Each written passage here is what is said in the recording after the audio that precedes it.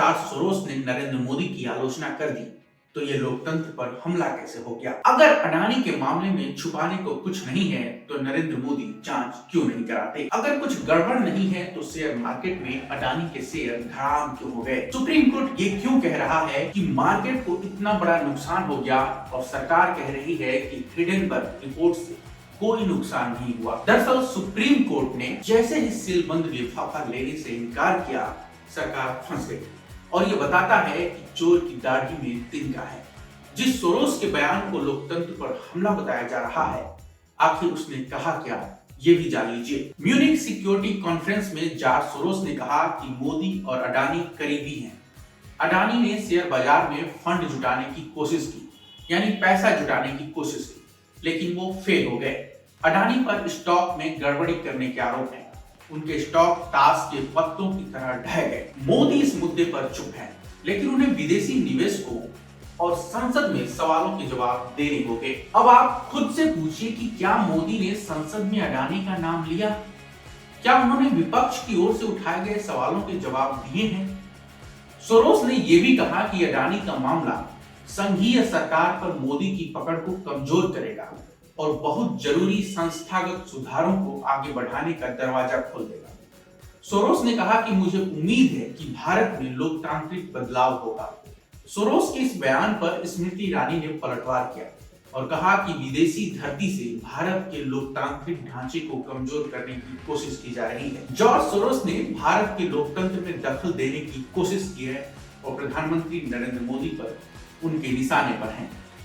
ईरानी ने आरोप लगाया कि सोरोस भारतीय लोकतंत्र को नष्ट करना चाहते हैं। भाई अब आप बताइए कि सवाल पूछना लोकतांत्रिक ढांचे पर हमला कैसे हो गया? इस सरकार को सवालों से ही चिढ़ है। किसी ने सवाल पूछा नहीं कि लोकतंत्र खतरे में आ गया। कांग्रेस नेता जयराम रमेश ने कहा कि पीएम से लिंक अडानी घोटाला भारत में लोकतांत्रिक बदलाव को चिंगारी देता है या नहीं, ये पूरी तरह से कांग्रेस, विपक्ष और हमारी चुनाव प्रक्रिया पर निर्भर करता है।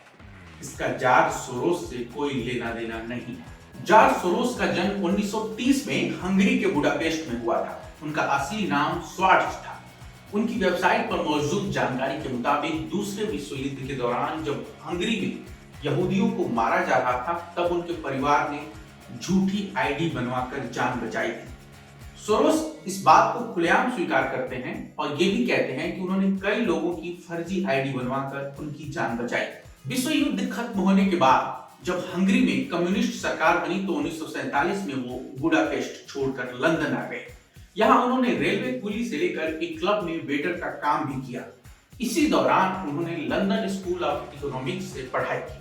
1956 में वो लंदन से अमेरिका आ गए। यहाँ आकर उन्होंने फाइनेंस और इन्वेस्टमेंट की दुनिया में कदम रखा और अपनी किस्मत बदली।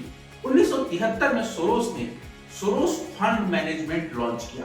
सोरोस ने 1979 से अपनी संपत्ति दान देना शुरू कर दिया। उन्होंने पहली बार रंगभेद का सामना कर रहे ब्लैक अफ्रीकी छात्रों की पढ़ाई के लिए स्कॉलरशिप दी। सोरोस खुद को जरूरतमंदों की मदद करने वाला बताते हैं। उनकी वेबसाइट पर दावा है कि सोरोस अब तक अपनी पर्सनल वेल्थ से 32 अरब डॉलर जरूरतमंदों को दे चुके हैं। वो ओपन सोसाइटी फाउंडेशन चलाते हैं। जॉर्ज सोरोस डेमोक्रेटिक पार्टी के समर्थक हैं। सोरोस अमेरिका के पूर्व राष्ट्रपति जॉर्ज बुश के सबसे बड़े आलोचक रहे हैं। उन्होंने 2003 में ऐलान कर दिया था कि जॉर्ज बुश को सत्ता से हटाना उनका मकसद। सोरोस ने कहा था कि अगर कोई उन्हें सत्ता से बेदखल करने की गारंटी लेता है तो उस पर अपनी पूरी संपत्ति लुटा देंगे। अब बताइए, अमेरिका वालों ने तो नहीं कहा था कि सोरोस अमेरिका के लिए खतरा है। सोरोस चीन, तुर्की और रूस की भी आलोचना कर चुके हैं। किसी ने सोरोस को भाव नहीं दिया, लेकिन हमारे यहाँ बयान पर बयान दिए जा रहे हैं और टीवी चैनलों पर बहस चल रही है। भाई अपना घर ठीक रखोगे ना तो कोई चिंतक भी नहीं करेगा। इतना ही नहीं, सोरोस अमेरिका के बेहद कट्टर आलोचक रहे हैं। 2017 में सोरोस ने अमेरिका के तत्कालीन राष्ट्रपति डोनाल्ड ट्रंप को ठग बताया था। तो निचोड़ ये है कि सोरोस पूरा पॉलिटिकल आदमी है और जो भी पार्टियां लोकतंत्र की समर्थक होती हैं उनके पक्ष में बैटिंग करते हैं। लेकिन सवाल ये है कि सोरोस के बयान से मोदी सरकार को मिर्ची क्यों लगी? क्या चोर की दाढ़ी में तिनका है? अगर नहीं है तो अडानी की जांच करवा लीजिए। दूध का दूध, पानी का पानी हो जाएगा। सवाल यह है कि अगर अडानी के मामले में जांच हुई होती तो क्या सोरोस मोदी पर उंगली उठाते? देश और दुनिया की तमाम खबरों के लिए हमारे चैनल को सब्सक्राइब करिए, वीडियो को शेयर करिए और अपनी प्रतिक्रियाओं से हमें अवगत कराएं। आप सबका शुक्रिया। नमस्कार।